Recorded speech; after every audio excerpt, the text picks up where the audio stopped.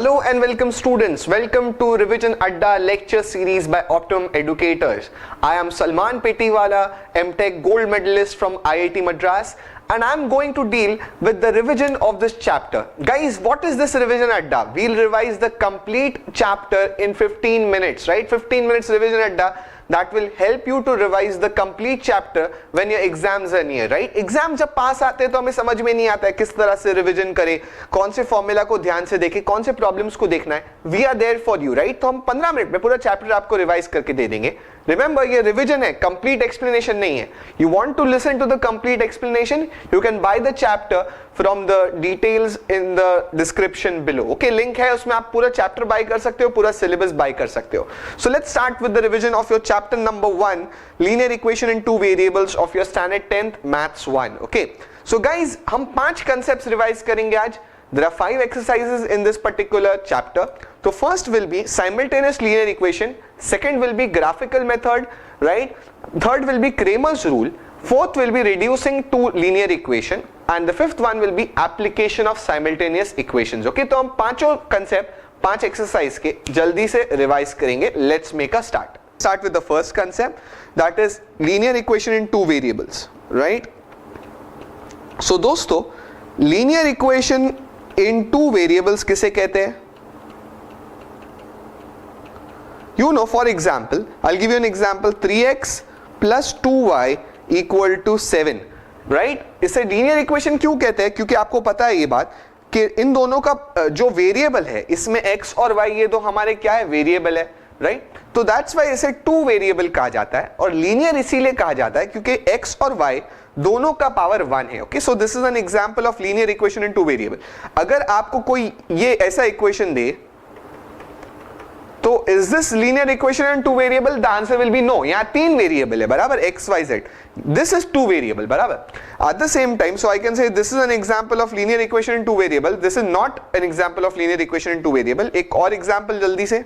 For example 5x square plus 3y equal to 2.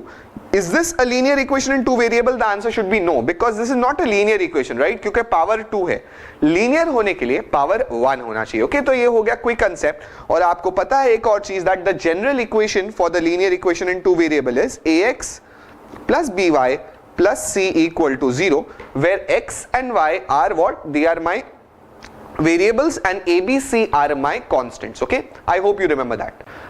So guys, let's go on to the first concept, simultaneous equations को हम कैसे solve करते हैं, right? वो जरा सा इंट्रोडक्शन था. और अगर हमारे पास 2 इक्वेशंस दिए जाए तो उन्हें हम साइमल्टेनियस कैसा सॉल्व करते हैं? तो साइमल्टेनियस लीनियर इक्वेशन उसे कहते हैं, राइट? जिस पे हमारी फर्स्ट एक्सरसाइज बेस्ड है. तो आपको पता है, एक छोटा सा एग्जांपल भी चाहिए तो ले लेता हूं. For example, if I have an equation x plus y equal to 3. Okay, मेरा एक इक्वेशन है.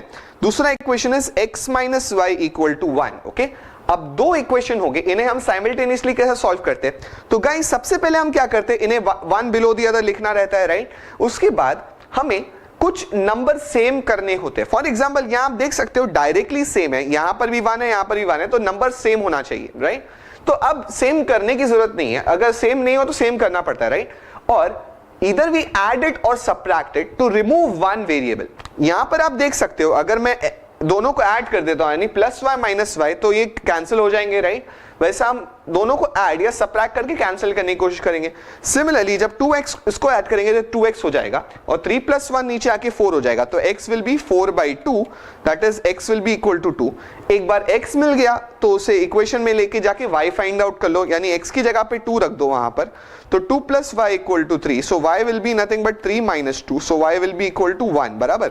सो इस तरह से हम हमारे x और y का वैल्यू निकालते हैं यूजिंग साइमल्टेनियस इक्वेशन. दोनों को वन बिलो द अदर लिख के एक को एलिमिनेट करने का, मिल जाए फिर वापस सब्स्टिट्यूट करके दूसरे का वैल्यू निकाल देने का. ओके, इसे कहते हैं साइमल्टेनियस इक्वेशन मेथड, जो हमने ऑलरेडी पढ़ा है, right? So this covers your first concept.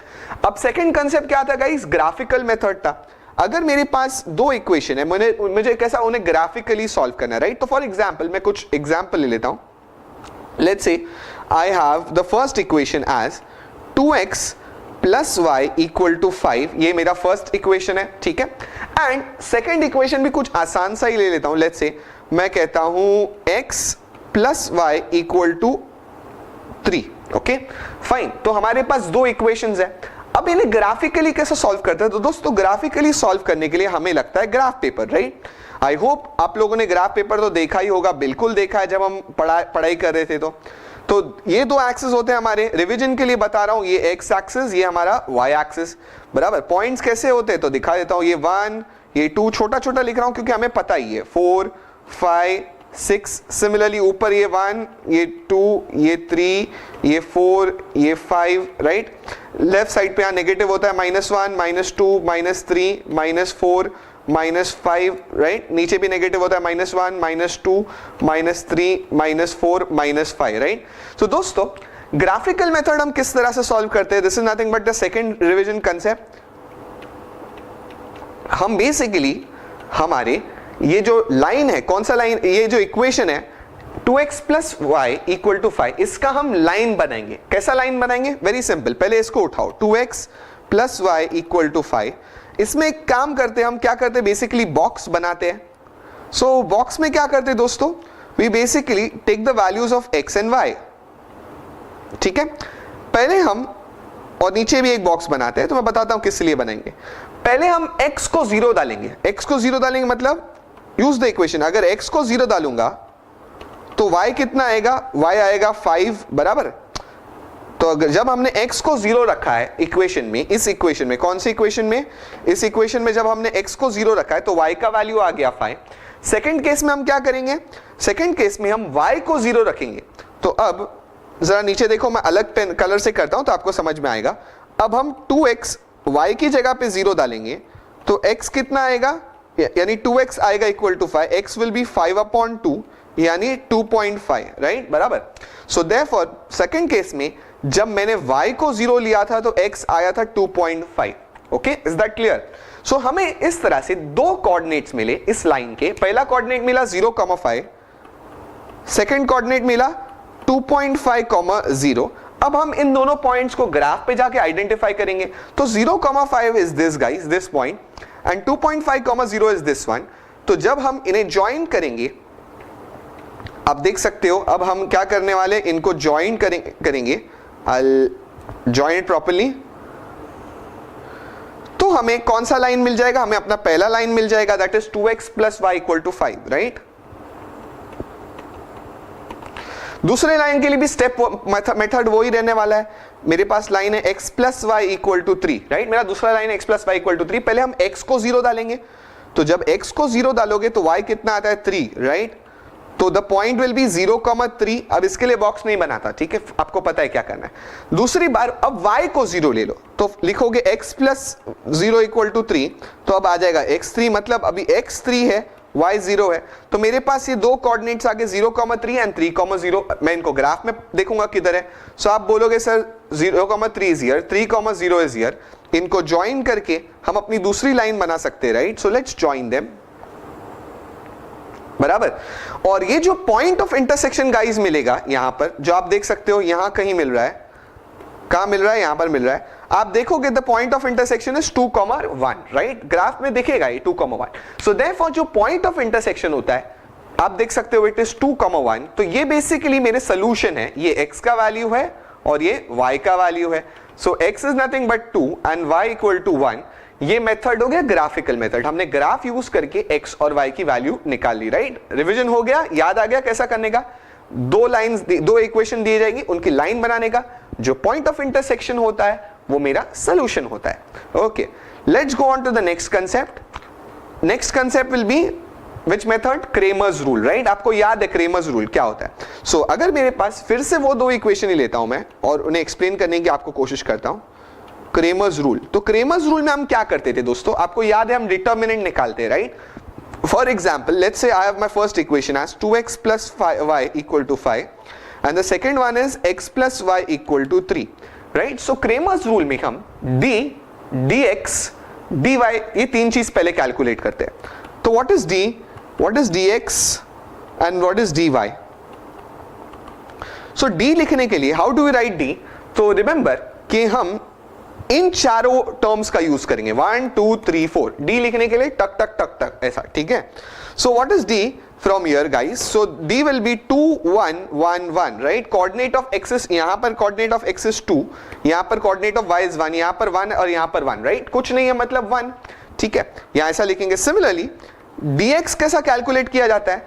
तो बहुत सिंपल है, ये जो d लिखा है ना, तो उसकी जगह पे और जो राइट हैंड साइड के जो हमारे ये दो नंबर्स है 5 और 3 वो लिखना है। ओके, सो बेसिकली यहाँ 2 और 1 जो लिखा है उसकी जगह पे 5 और 3 आ जाएगा। ये वाला बेसिकली, ये वाला मतलब ये वाला तो अपनी जगह पे ही रहेगा। जो फर्स्ट वाला है, जब dx लिखोगे तो इन दोनों की जगह पे हमें इन दोनों को लेना पड़ेगा, ठीक है ना। Exactly the same rule applies in dy में मैं 2,1 रहने दूंगा और 1,1 की जगह पे 5,3 लिख दूंगा। So just write that as 5,3। So इस तरह से we can calculate the value of d dx dy। Come on, determinant solve करें तो आपको आता है कैसा डिटरमिनेंट सॉल्व करते हैं, तो जरा रिवाइज कर लेते हैं। ये इससे मल्टीप्लाई, ये इससे मल्टीप्लाई और दोनों एक दूसरे से minus, right? So basically 2 into 1, फिर हम क्रॉस करेंगे 1 into 1 और बीच में एक minus sign, right? So 2 into 1 is 2 guys, 1 into 1 is 1, so 2 minus 1 is 1, fair enough. Next 5 into 1 minus cross multiply करो 3 into 1, so 5 minus 3 is 2, right? Similarly यहाँ पर ये इससे मल्टीप्लाई यानी 2 into 3 minus 1 into 5 या 5 into 1, one is the same thing. This is 6 minus 5, this is also equal to 1. So from here हमें d मिल चुका है 1, dx मिल चुका है 2 and dy मिल चुका है 1. तो what is the formula guys? Formula भी रिवाइज करो। x का फॉर्मूला था dx upon d और y का फॉर्मूला था dy upon d.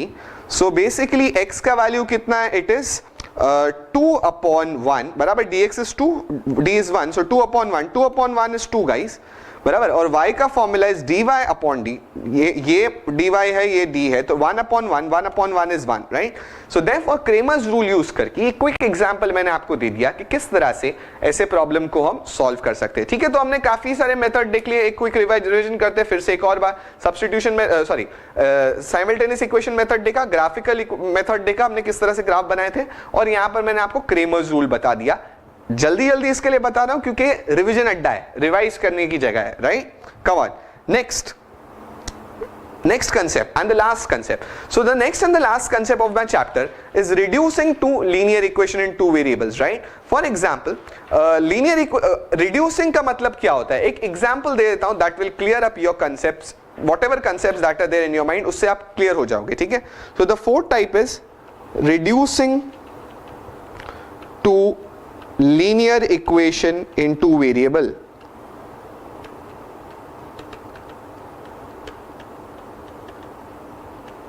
ओके, हम रिड्यूस करेंगे मतलब वो already linear equation in two variable नहीं होगा, दिया नहीं होगा, हमें उसे बनाना पड़ेगा linear equation in two variable. कैसे बनाते हैं? Let's have a look. तो फॉर एग्जांपल एक सम लेता हूं, that is 2 upon x minus 3 upon y is equal to 15। ये मेरा पहला इक्वेशन है। Second equation is 8 upon x plus 5 upon y is equal to 77, right?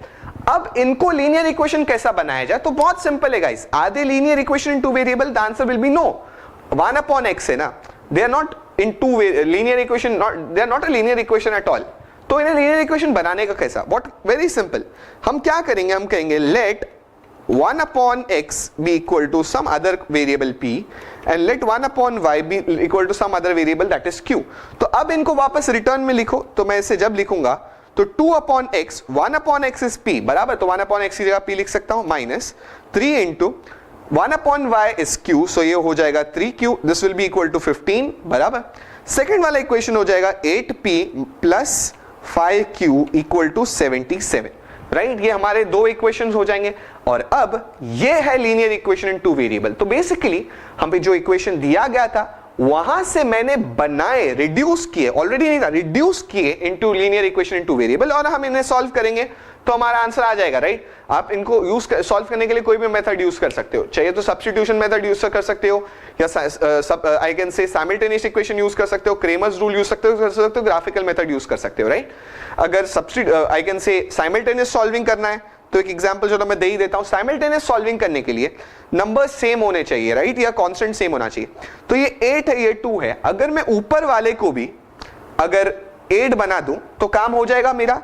तो मैं इसको अगर 4 से मल्टीप्लाई कर दूं तो ये हो जाएगा 8p minus 12q equal to 60, right. 8 और 2 4 2 8, 4 3 12, 460 बराबर। और नीचे वाला तो वैसे का वैसा है, that is 8p plus 5q equal to 77।